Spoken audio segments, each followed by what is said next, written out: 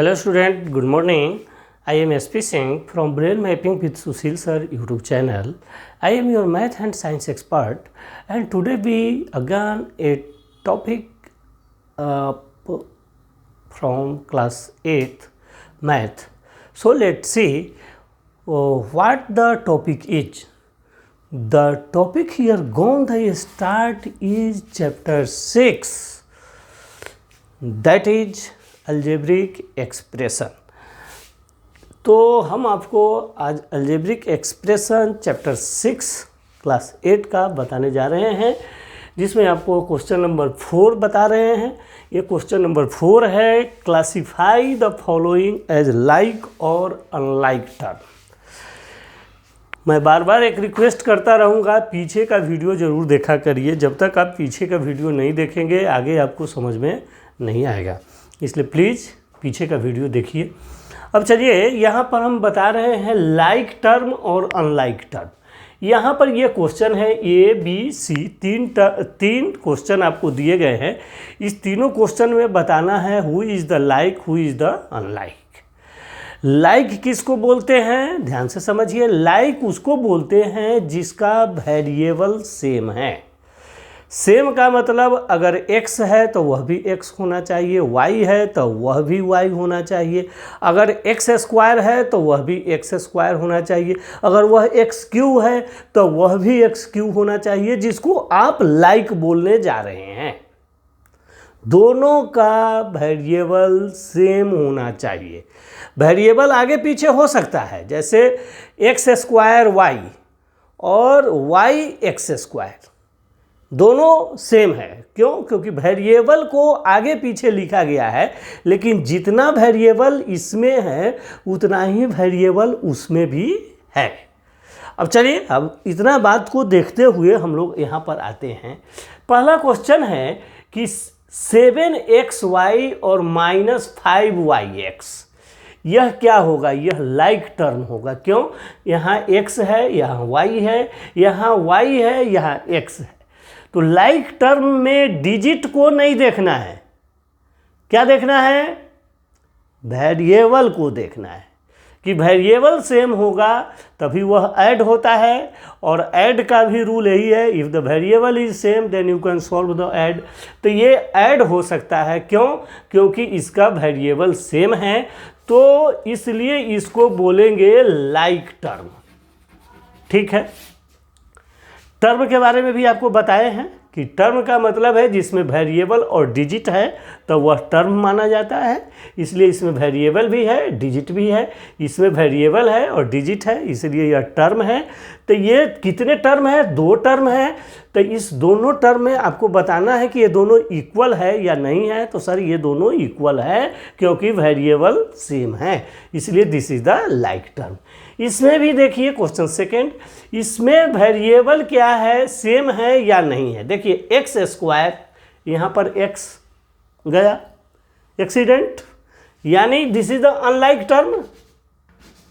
Term तो है, unlike term क्या है? Unlike term. टर्म तो है। टर्म किसको बोलते हैं? टर्म उसको बोलते हैं जिसमें डिजिट भी हो, वेरिएबल भी हो, दैट इज द टर्म। ऐसा भी हो सकता है कि सिर्फ और सिर्फ डिजिट हो तो भी वह टर्म होगा, क्योंकि वह कांस्टेंट टर्म होता है। कांस्टेंट टर्म में वेरिएबल नहीं होता है।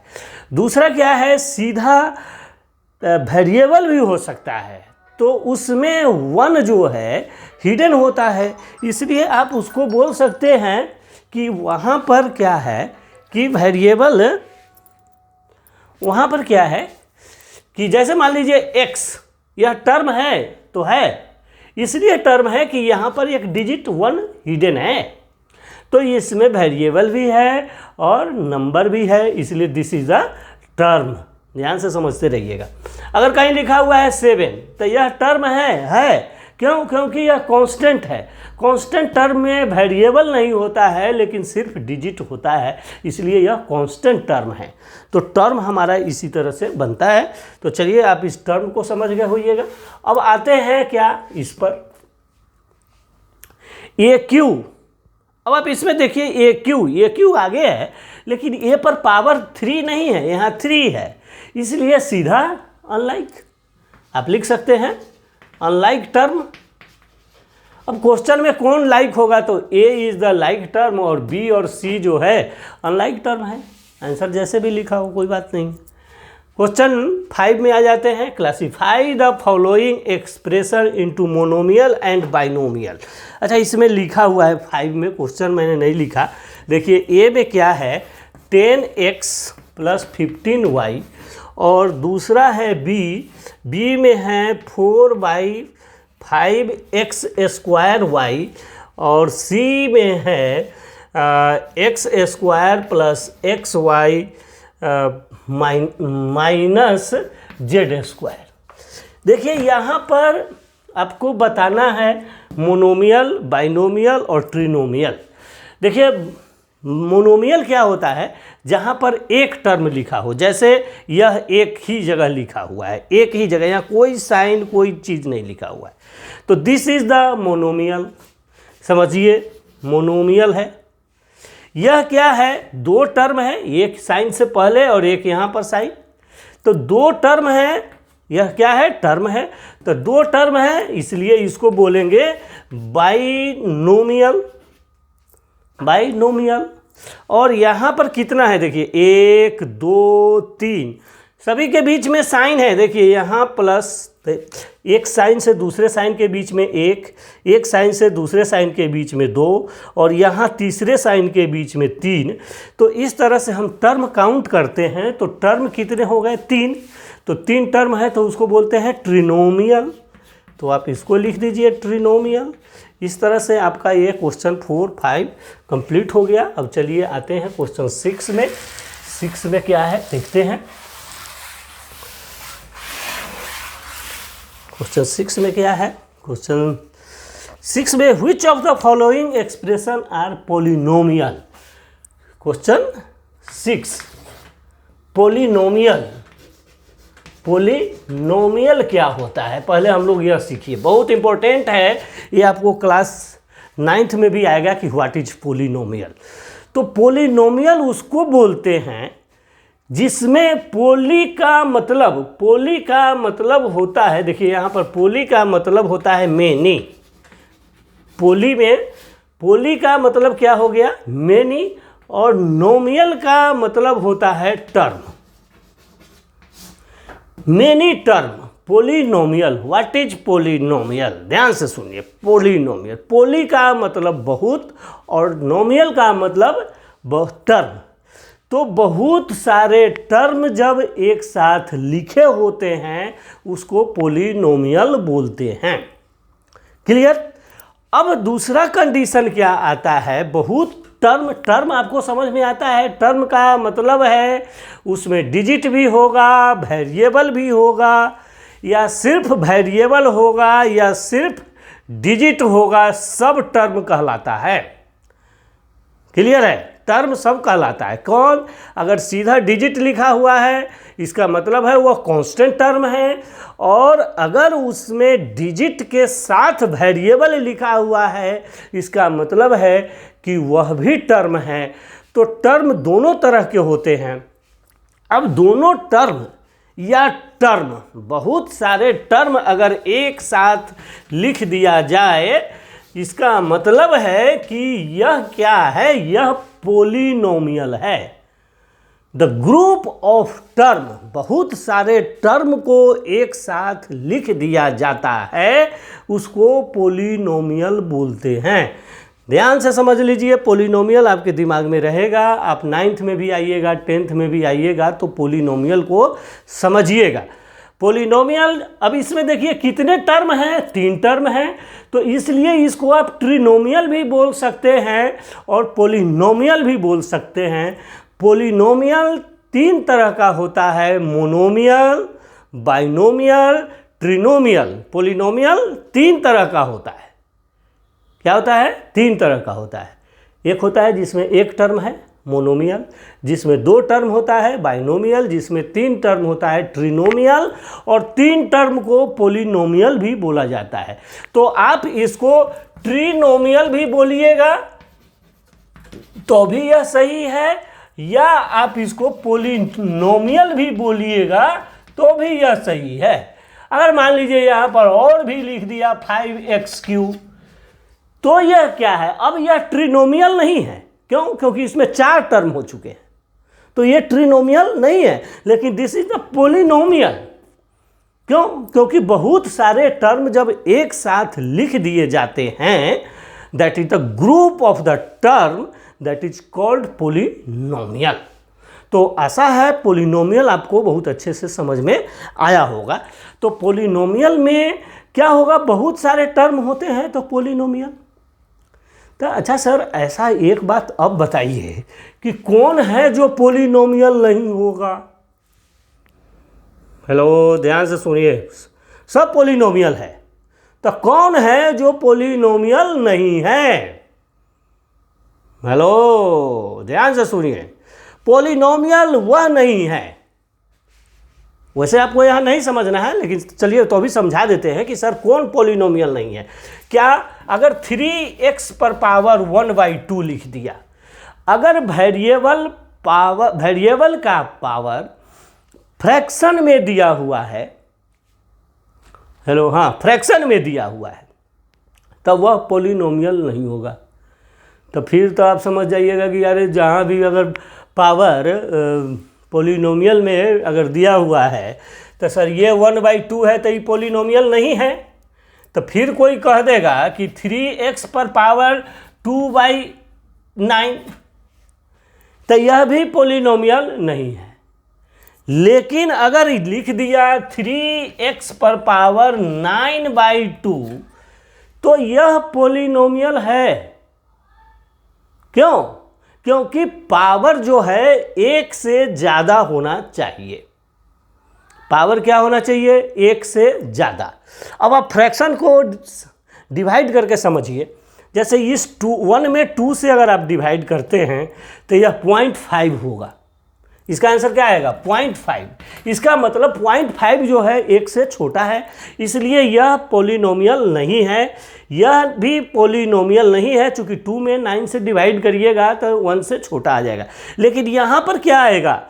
4 आएगा। 9 में डिवाइड करिएगा 4.5 आएगा। इसका मतलब है यह पोलिनोमियल है। क्या है? पोलिनोमियल है। क्यों है? क्योंकि इस पर जो वेरिएबल पर जो पावर है वह 1 से ज़्यादा है। तो हम इस कंक्लूजन पर पहुंचते हैं कि जिस वेरिएबल पर पावर 1 से कम हो या पावर माइनस में हो तो वह जो है वेरिएबल पोलिनोमियल नहीं माना जाएगा। ध्यान से, हेलो हेलो हेलो। अरे फ्रैक्शन में है, इसका मतलब यह नहीं हुआ कि सभी फ्रैक्शन पोलिनोमियल नहीं होगा। अगर मान लीजिए लिख दिया x पर पावर 6/2 तो ये पोलिनोमियल नहीं है। क्यों? क्योंकि इसको काटोगे तो x पर पावर 3 हो जाएगा और यह तो पोलिनोमियल है। x पर पावर 3/3 इसको काटोगे तो 1 आंसर आएगा, तो x, तो ये तो पोलिनोमियल है। तो फ्रैक्शन कितना होना चाहिए? जो 1 से छोटा अगर है तो वह पोलिनोमियल नहीं होगा। आशा है यह कंसेप्ट आपको समझ में आया होगा। तो चलिए, पहला बात हम लोग समझ गए कि फ्रैक्शन में वेरिएबल पर पावर 1 से कम नहीं होना चाहिए। चाहे वो फ्रैक्शन में हो चाहे बिना फ्रैक्शन में हो, आपको चेक करना है।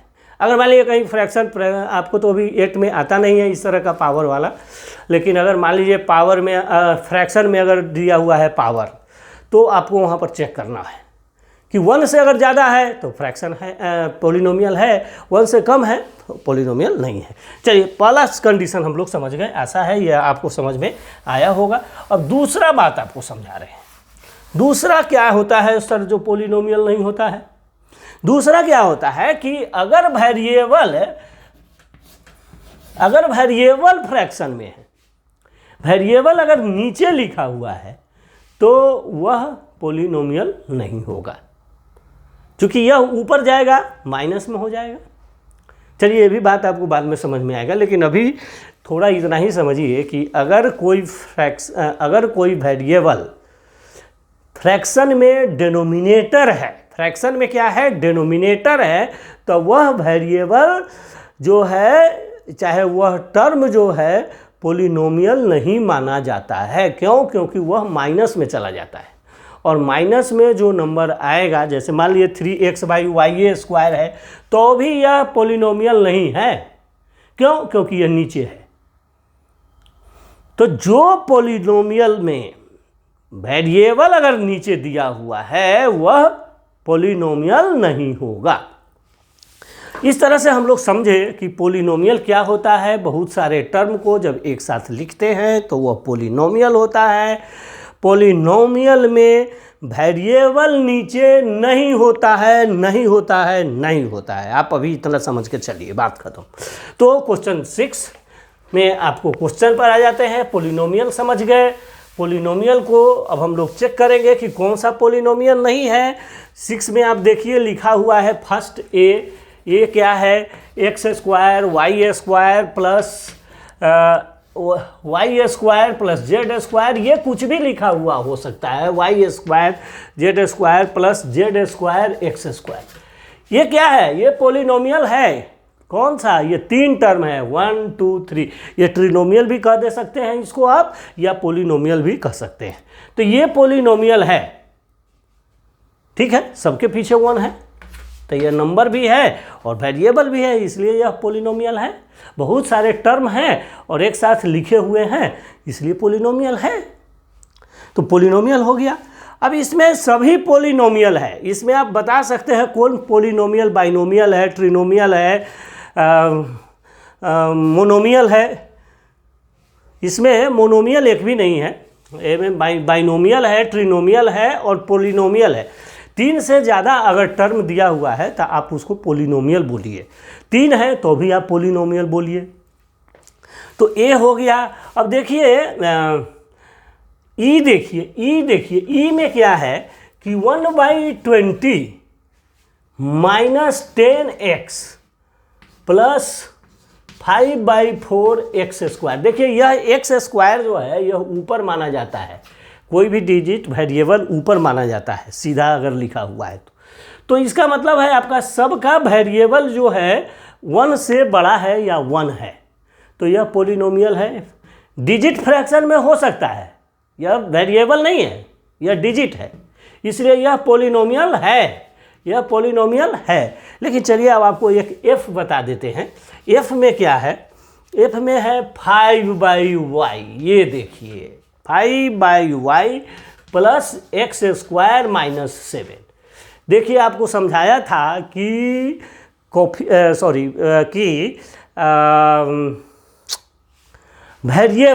वेरिएबल नीचे नहीं होना चाहिए। आपको मैंने समझाया था बहुत पहले कि वेरिएबल नीचे नहीं होना चाहिए, है ना। तो पॉलिनोमियल नहीं होगा, बस क्लियर। तो इस तरह से आप इसका सॉल्यूशन कर सकते हैं। तो क्वेश्चन 6 कंप्लीट हो चुका है। आपको जो नहीं समझ में आएगा आप हमें लाइक कर सकते हैं, कमेंट कर सकते हैं कि सर ये क्वेश्चन समझ में नहीं आया। फ़ोन कर सकते हैं आप मुझे, मैं आपको बताऊंगा। अब आ जाइए क्वेश्चन 7। क्वेश्चन 7 क्या है? चलिए नेक्स्ट वीडियो में आपको क्वेश्चन 7 बता रहा हूँ, क्योंकि वीडियो बहुत बड़ा हो चुका है। Okay, thank you. प्लीज़ मेरे चैनल को सब्सक्राइब कीजिए, लाइक कीजिए, शेयर कीजिए। Many thanks to you for watching my video. Okay, thank you, bye bye.